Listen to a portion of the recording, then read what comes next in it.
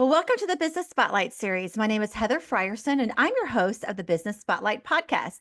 And today I have Jeff Gardner, president and founder of Geo SubSea. And today we're going to be talking about all about his journey to business ownership, best practices, challenges, and really just share a sneak peek of what it's like to own and operate a business like his. So if this is your first time to the show, be sure to like and subscribe so that you get a notification every time a new show drops, just like this one. Well, Jeff, welcome to the show. I'm so glad you're here. Yeah, thanks, Heather. Pleasure to be on and talk about one of my favorite topics, Geo SubSea. I love it. And you said before we got started that you love all things science. And so that must Mm. be your big passion of why you founded your company. But before we get all into it, why don't you just give our audience a little bit of background about you, about who you are and Geo SubSea? Okay, gosh. I guess professional life, after school, bachelor's degree in marine geology, master's degree in oceanography, worked for 27 plus years doing offshore surveys around the world. So going out on a boat, could be for the day, coming back to the dock, staying in a hotel, or going out on a larger vessel, 24-hour operations, staying offshore for 4 to 6 weeks, then Wow. coming back into port. Those types of work. Surveys range from everything you can think of on the water. So we would do lakes, rivers, streams, Mm, offshore, out in the deep ocean, marine geophysics, geology, benthic biology, fisheries, doing work for marine archaeology, wow. looking for shipwrecks, a lot of offshore. Really? Yeah, a lot of offshore development projects. So putting in a subsea cable or building offshore wind farms, which is Mm, what been doing recently. And all that data that's acquired for those projects is used by many members of the team who have specialties to support the developer to make the project move forward. They need permits, and then they have to do engineering to design mm. everything that they install. So our GeoSubsea's expertise is supporting the marine science and all the offshore activities that go on out on the vessels. Old school technology, they would tow sensors from the back of the boat on a cable with a winch, and new technology is more autonomous vehicles, right? They're not tethered to the vessel or connected in Okay. any way. And you program, you call them AUVs, right? Autonomous underwater vehicle. And you program them with a computer, and then they go down by themselves and they map the sea floor. They come back up to the surface and you get the data files off. So technology is pretty cool these days. It's going in some really neat directions. Well, I was going to say, you kind of just said underwater vehicle, like it's something we all know about. Right, right, I'm like, oh, underwater. Of course, that's what you do. That right. is really cool. And I just want to give our audience a little bit of perspective and maybe a visual, because even for me, as you're talking, I grew up having a father that worked offshore. So I see the big oil rig. Mhm. There are pictures of Yeah, them in my house growing up. So that's what I see. right. You going on, as you say, you're offshore for 4 to 6 weeks. Is Mhm. that something we can connect with? Is that kind of where you would go sometimes Yeah, to survey? yes. Yeah. I would say the oil and gas, fossil fuels, right? That's just Mm-hmm. one marine sector for offshore energy. Um, Oil and gas, and renewables is the other one, and renewables has been very strong recently. So we've been supporting a lot of potential offshore wind projects all around on all three U.S. coasts. Um, so yeah, similar surveys. You're just gathering Mm-hmm. information about the seafloor and below the seafloor so that they can design whatever they're going to build out there. Wow. It's so fascinating to see, I think. And just there's so much we don't know, and you Right. get to Yeah. see so much of it. How Yeah. did you get into this? Like from the beginning, of course, you mentioned your degree, but there had to be some kind of underlying passion that you said, hey, I want to go to college for marine Yeah. biology. Yeah, I'm one of those weird people that I think That's not weird. I knew what I wanted to do when I was like 8. Oh, I no, love that might be different. That you the mentioned that, water. yes. I love the water and I love rocks, and I collected rocks and crystals. So I Mm. literally just combined the two and ended up doing marine geology. Um, so yeah, Wow. it is a passion and yeah, science, you're always learning in the science field, which is great, right? No matter how long you've been doing it, there's always new things coming along and you have to be Yeah. open to learning everything all the time. Yeah. So let's kind of peel the layers back a little bit. You're working, it sounds like, for 27 years, I think you said, for corporation. Yeah, And then you decide to go out on your own. right, That's the journey I want us to get into right, for our right. listeners of how did you know and what were those steps? Yeah, I did. Well, it's not really quite as you describe it, but looking back, I think it was all for the better. I was laid Mm, off. mm, So I worked at this small survey company, 25 to 40 people for the 27 years. I was laid off in mm. June, July of 2015, and I immediately started my own company. So I'm one of the few people that's kind of been involved in offshore wind since the very beginning in the US, since like 1999. So I Wow. already had all the connections from the development teams and the people involved. Um, and it was just a function of I started consulting immediately when a lot of the companies that worked with me at the old company, they knew I was available. They were super excited there because management at the former company wasn't great. Mm, So yeah, I just started out as a consultant really and working yeah. for many different clients. And then it grew from there. And it grew, I think, because of I feel like your personal reputation professionally means a lot at you as an individual. Do people trust you to get the high quality work done on time, but also your Hmm. company too? Um, and so I had people calling me asking, I was in Sweden and I was working on offshore wind projects over there with a survey company that I knew in the North Sea. And the lady who I worked with for 15 years on Cape Wind is a very famous project in Nantucket Sound that never Mm, got built. It was too close to shore and had a big opposition in Massachusetts. mm, She called me up and she said, "Hey, I'm with this new company." This was August 2016 and said, "I think I need you to help us and I need you to go out on the boat and be a client representative and check the data and QC and do all this work for us." Um, and that's where it kind of started with the recent ramp up of offshore wind in 2016. So I came back to the US and went offshore Massachusetts to start some of those surveys. Um, so it wasn't, yeah, I look back on it and I think the best thing that could have happened to me was mm, getting a kick in the butt mm, to actually do something, right? I feel like one of the hardest things to do as an employee anywhere is to get enough gumption to go look and mm, go do something different. It's so easy to continue with the status quo.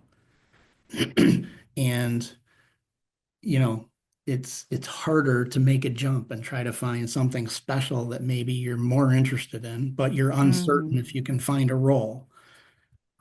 So Yeah. I'm super glad that it all happened. It was a very difficult time for sure. When you're Mm, seeing money going out of your checking account and nothing's going in, that's not fun. So yeah. it's very stressful. And I look I back bet. at now how the company started, and I'm just so thankful and feel very Hmm. fortunate. I connected with the Small Business Development Center here in Middletown, Connecticut. Shout out to Jim Jackson, who I think had a background in engineering, and all the people that work there are volunteers, 100% Mm, volunteer. And so I met with Jim maybe every couple of weeks, and he helped guide me through the process of like how do you start a company from scratch. I mean, mm, it sounds like a very daunting task, right? And you're like, yeah. most people, if they left a company and they would be like, oh my gosh, where do I even start? I don't know what to do. Yeah. And so he helped with that and filing papers and getting, articles of organization from the state Hmm. of Connecticut and an employee identification number and all the different Hmm. steps that you have to go through and made it. not so complicated. Yeah. So everyone needs that mentor, right? Like Mm, mentorship and all that is huge, huge. We try to do that internally at the company as well. I love that so much. And of course, being what we do, we believe in mentorship for sure. But I want to go back to what you said because I think it's important as it pertains to starting a business. You were talking about, starting from scratch, seeing money go out of the account. So often when we start a business, there's a question of, do we uh, self-fund, invest, Mm, partnership? mm. How did you make those decisions? Because it sounded like you self-funded. How did you make that decision? Yeah, it actually wasn't really a decision. I was again so lucky in that I already had the client base Mm, because yeah. it was the same industry, right? Offshore surveying, offshore development, offshore wind that I'd been in for 20 years already. So it was the same people, and the same people were calling me up saying, I need you to do this work. So, like, I didn't even have to bid the jobs. Mm. They said, we'll pay you. What's your hourly rate for consulting? Go get on the boat. Wow, that's great. And you didn't have any kind of non-compete disclosure with, um, So there's a lot of stories that go along with it. I I mean, love it. a lot of stories. So fall 2016, I was offshore south of Massachusetts, 25 miles doing these surveys out on the continental shelf. Summer 2017, I spent most of it on Martha's Vineyard doing surveys in Nantucket Sound, looking for cable routes to go to shore. If you build a wind farm offshore, you have to connect it with a submarine cable to shore to Mm. connect it to a substation to get the electricity. And so I remember walking back from dinner one night after a couple of adult beverages, and one of the vice presidents from Vineyard Wind called me and wanted to know if they could hire me directly to be an employee at Vineyard. And I told him I'd think about it, but my response in the end was, no, I really want to see where Geo SubSea is going to go. So Mm. I kind of stood my ground and my approach, and it worked out because the company Yeah. grew. We've fluctuated between 11 and 15 people over the past couple of years. Not huge, but it's what I wanted. It's Yeah. just a phenomenal group of people and all that. So again, I was lucky that I already had the client base. Yeah, for sure. You mentioned started a team, talking about team, 11 to 15 people. Talk about that journey from consulting, where you're really solopreneur almost, Yeah, to building a business and a team. right. Right. So, okay, some really good stories Okay. right here. Um, it's I, some of it to me is common sense. Mm, And maybe I'm lucky in that regard. Maybe I have the right, mental philosophy on this. I don't know. But honestly, the people should be, to me, the people are the center of the universe. Your mm, employees are where everything's at. And if you do right by them, professionally, financially, all of the above, then the company will do fine. I've never before really worried about the finances. It's about finding people that have a similar mindset that you do. That high attention to detail, that's a huge point for me, is mm. attention to detail, because no matter what job or industry you have, you just can't make mistakes all the time. Yeah. It's fine once in a while, but you got to learn from it and then don't make it again, right? Yeah. And you can't be scared to do it either. You need freedom to be creative and do those things, but you got to have people that are just do high quality Mm, work. And communication is another one, right? It's huge. Communication is mm. so big. But for me, it starts with a phenomenal human being. And one of my favorite, I love Simon Sinek. And Yeah. one of my favorite videos is he has a video that talks about the hiring process. And I've told many people, like, I was doing this before his video came out. And the bottom line is you cannot find out what you need to know about an individual sitting across the desk from them, looking at their resume and talking about their job experience. It doesn't work. You have Mm-hmm. to get to know the person from the ground up. You got to know, what do they like to do outside of work, about their Yeah. family, about, you got to go out to eat with them. You got to, and so the video from Simon Sinek is really funny, and he kind of laughs because he relates it to like dating. Yeah. I agree. I think I've heard him say something like that before. Yeah. Maybe you're the next TED Talk guy. I don't know. Could be. I'm passionate about the Mm. company and what we do. Mm. That's all. I just did a talk last week to one of our local nonprofits. I go out into the community as much as I can. I Mm. think that it's important when you get to the latter years in your career, as a way to give back. You try to motivate other young people, whether they're in Yeah. college or not, to and see if they're interested in the field or maybe want to go into it. Mm-hmm. So I do that as much as I can. Career expos, going to colleges, middle schools, Mm. high schools, everything, conferences. So yeah, I'm just passionate about it, and I think That's great. everyone else that works here is that way. But I wanted this to be. I learned how not to manage a company from the company I used to work for.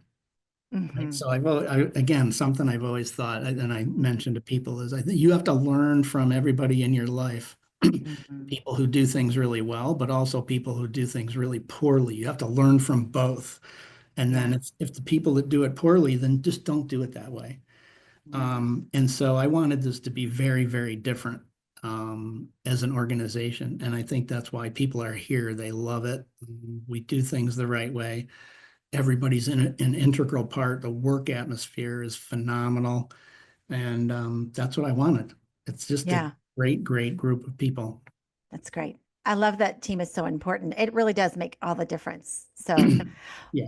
when you look at your journey over the past 10 years, what would you say was one of the biggest challenges you faced and how did you overcome it?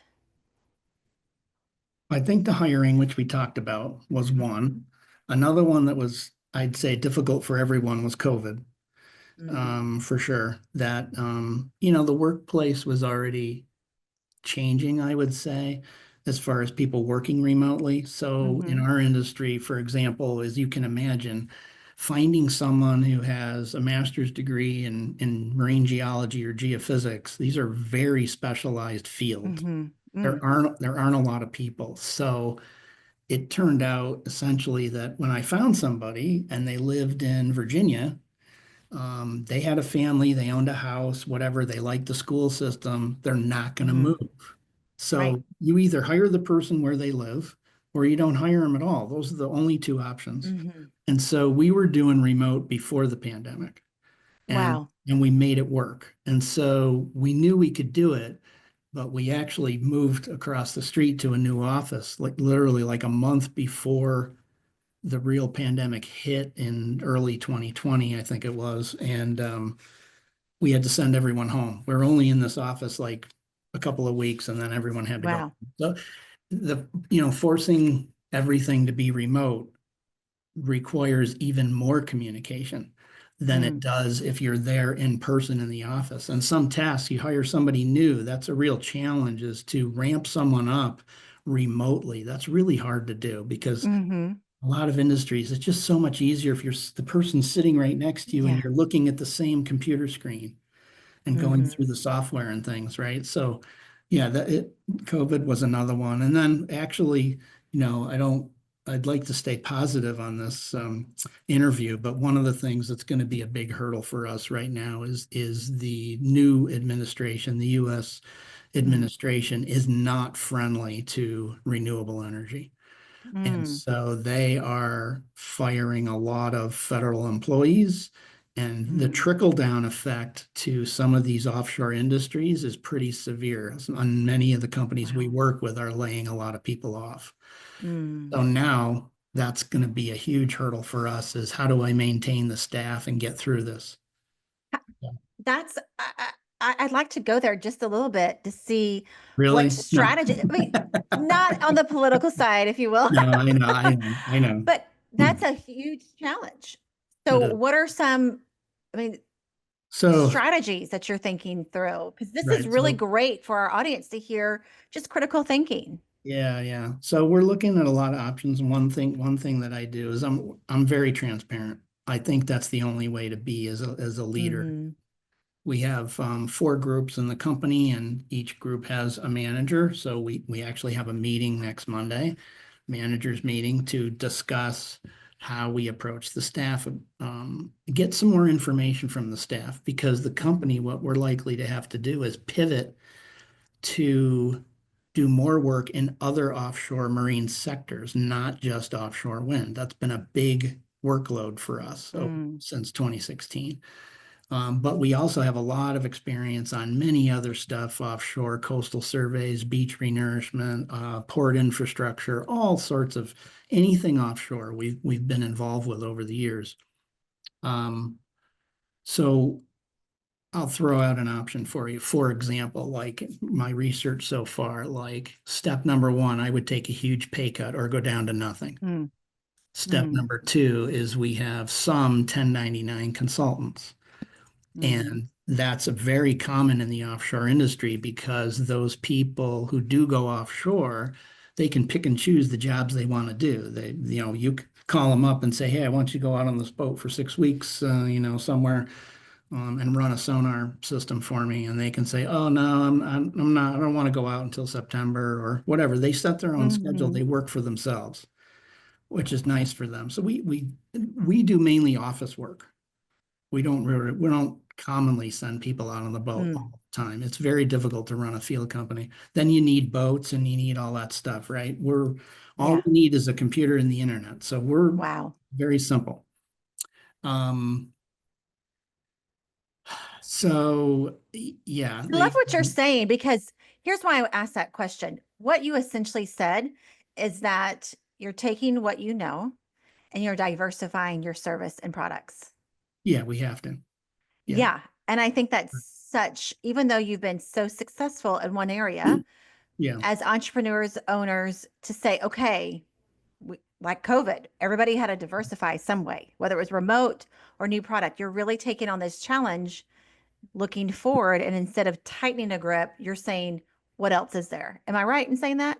Yeah, yeah, for sure. Yeah, and we do have experience in other areas. So, but it's not just me telling everybody, that's like not how we Mm. We're very hands off, and it's me asking every single person on the staff, "What do you think? Do you have an opinion? What are you?" I ask people all year long, "Are you happy with what you're doing? If not, what else do you want to do?" Like we just I do it very differently, and it's just the way I wanted to do it. Um, the people, like I said, are the center of the universe, and so in addition to my cut 1099s would go down some. To me, one of the first steps would be everyone. It's a little bit of a cut across the board for everybody Mm-hmm.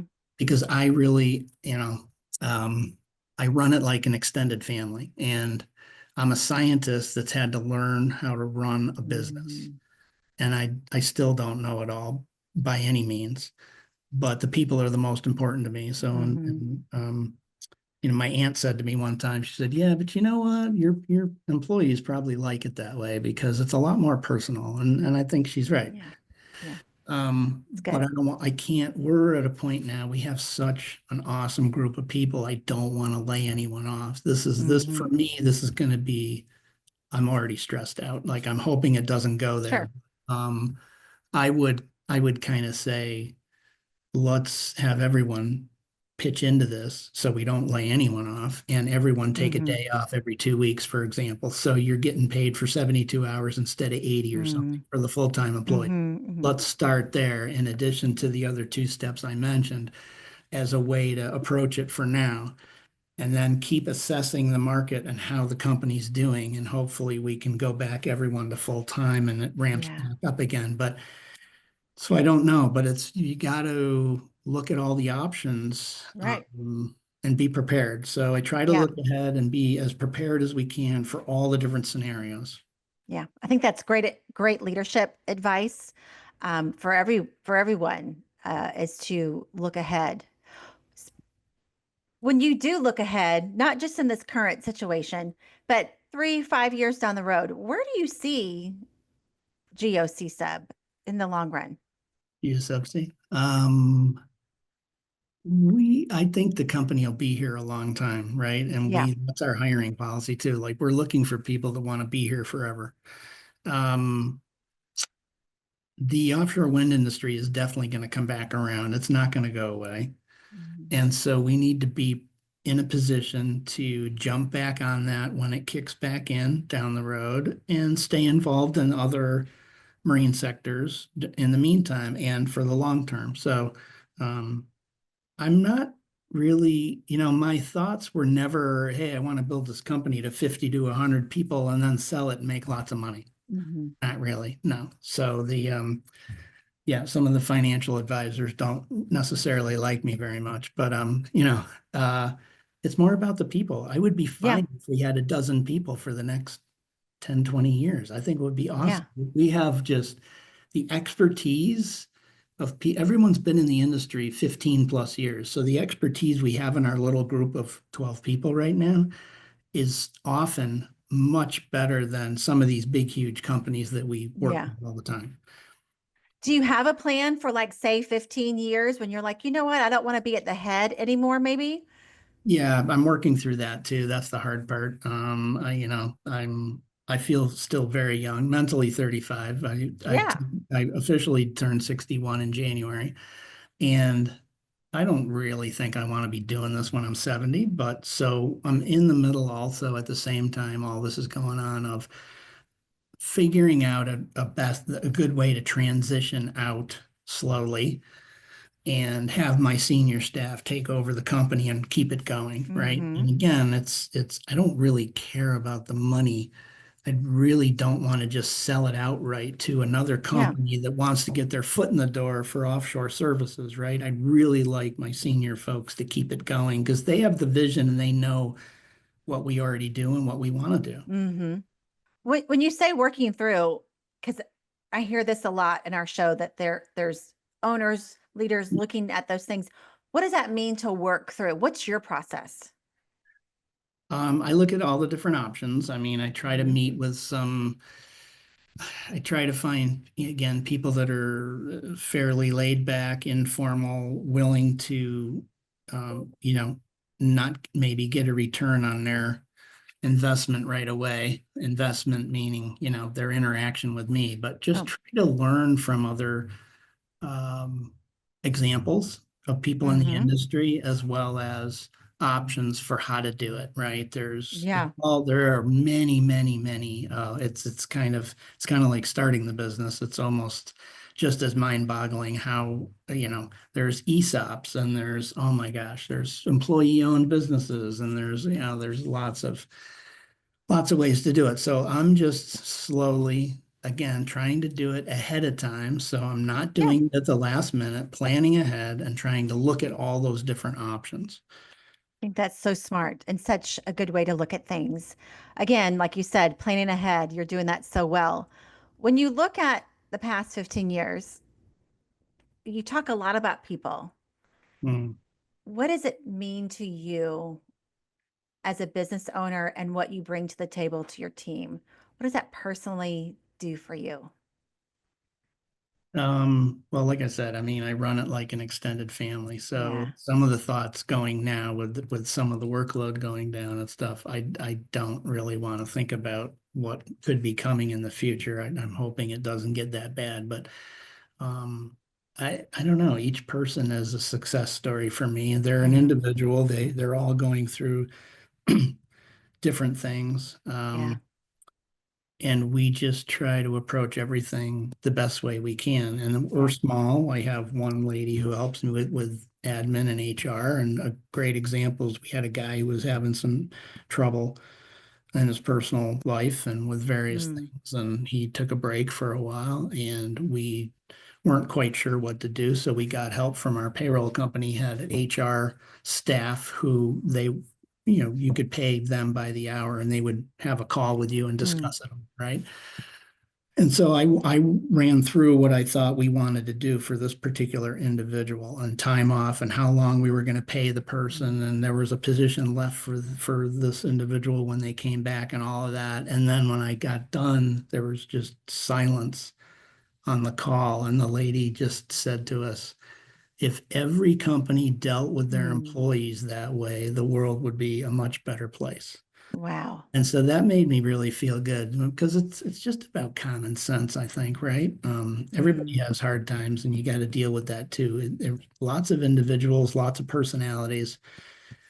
Um, so it's catering in a way. You're kind of catering to Yeah. people on an individual level, and you can do that at a small company. Maybe at bigger companies you can't, but then you hear the complete opposite at Yeah. huge corporations of tens of thousands of people. How many people just hide in a room somewhere, and nobody ever Yeah. checks on them. So, Yeah, it's true. I think it's been so clear through our conversation that your love for science is either equal to or maybe more your love for people is the same or more is what I'm trying to say.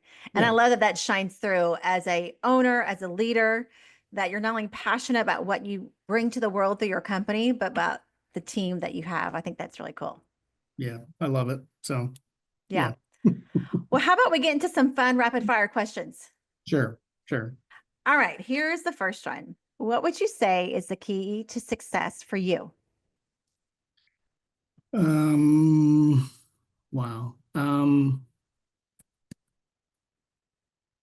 I think just some of the basic personality traits, honesty, integrity, transparency, um, Yeah. attention to detail too. Like I said, that's huge in our industry.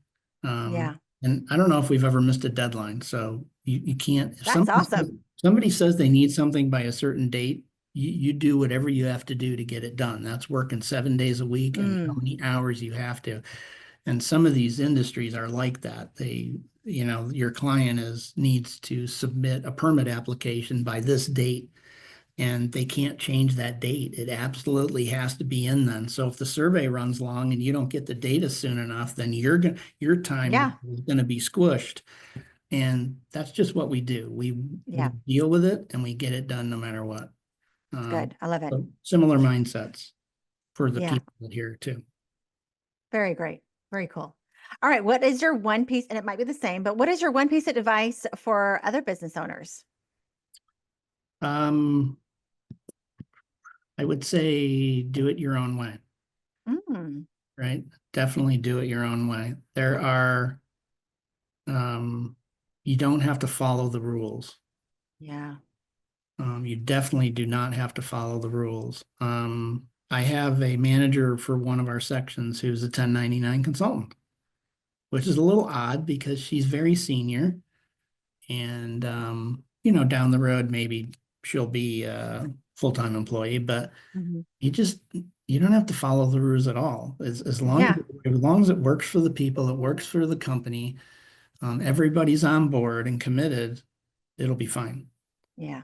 I like that. That's really cool. That's a neat way to put it too. Like your senior person is a 1099, one of them at least. All Right. right. Book or podcast. What are you reading or listening to right now? Oh gosh, I bought a couple books and I actually gave them to my manager. So because I really like these books. One of them is called, I think, Thanks for Your Insight. I can't recall the author's apologies. Another one is called Difficult Conversations Mm, mhm, because they're just both really good books on how to deal with stressful situations in the business environment. mhm. And I really wanted to. So some of the things that I do here as much as I can, and I don't know it all by any means. I'm constantly making sure everyone's aware of that, but I try to mentor the managers and everyone here, not just about the technical science stuff, but about how to function as an employee and as a manager, as a Mhm. project manager running a project, how to talk to people. It's all about how you do things, how you say Yeah. things, how you type it in an email. Communication is so important. And so I try to mentor people on that side as well, just Yeah. personally, professionally, how to be better at what they do. It's good. I've heard of that book, and it's been one on my list for sure. All right, this is a little bit of a fun one. If you had a little bit of magic dust and could sprinkle it anywhere in your business, where would you sprinkle it? Oh boy. Um, that's a really tough one. You got a whole ocean out there. What would you do?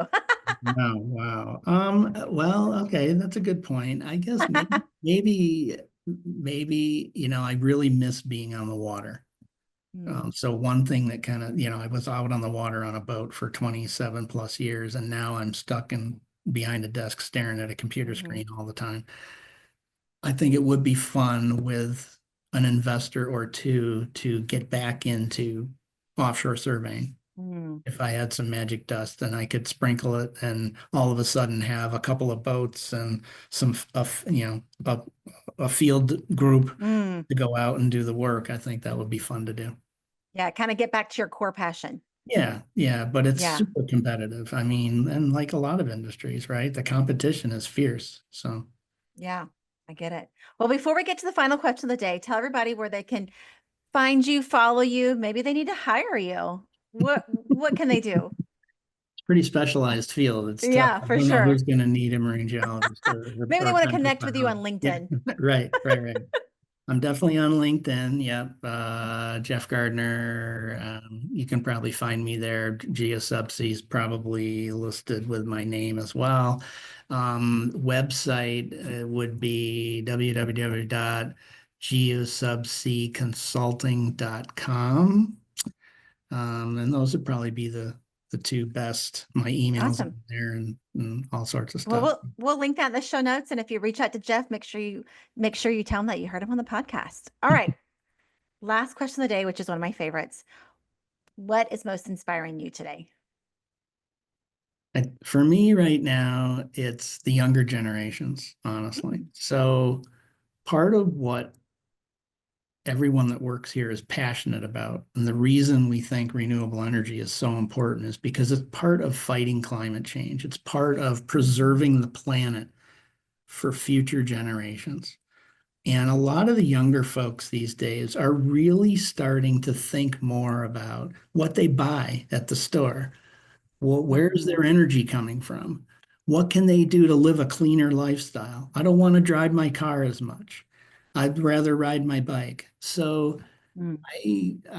I that just warms my heart, and I see a lot of just great aspirations there from those people because there's a lot of say old farts in the society that just continue with the status quo and keep buying everything wrapped in plastic and throw it all Mm. out. And we need to think, everyone needs to think a lot more about what we're doing to the planet. We're Mhm. so far past Yeah. sustainability. And so we're all very passionate about the environment. So to see that concern from the younger generations is, I love that. Yeah. I love that. I love that answer. It makes sense with what you do, that Yeah. you love the earth, you love the ocean, you love everything. Yeah. So you probably see from a first hand basis really how things have changed over the years. So thank you for sharing your journey and your story. You had so many words of wisdom as from a leadership perspective. I think that I just want to encourage everyone to save the show and come back because you really did show how you can lead well, no matter what business you're in. So thank you for that. Yeah. Um, I appreciate the compliment. Thank you. you're welcome. I just want to also encourage everybody, of course, don't forget to like and subscribe so that you don't miss a notification every time a new show drops, just like this one. Thanks to everyone for joining us today, but a special thank you to you, Jeff. It was awesome hearing your story. I'm so glad you're a part. Yeah. Thanks, Heather. Thank you so much. Yep. Until next time, bye bye.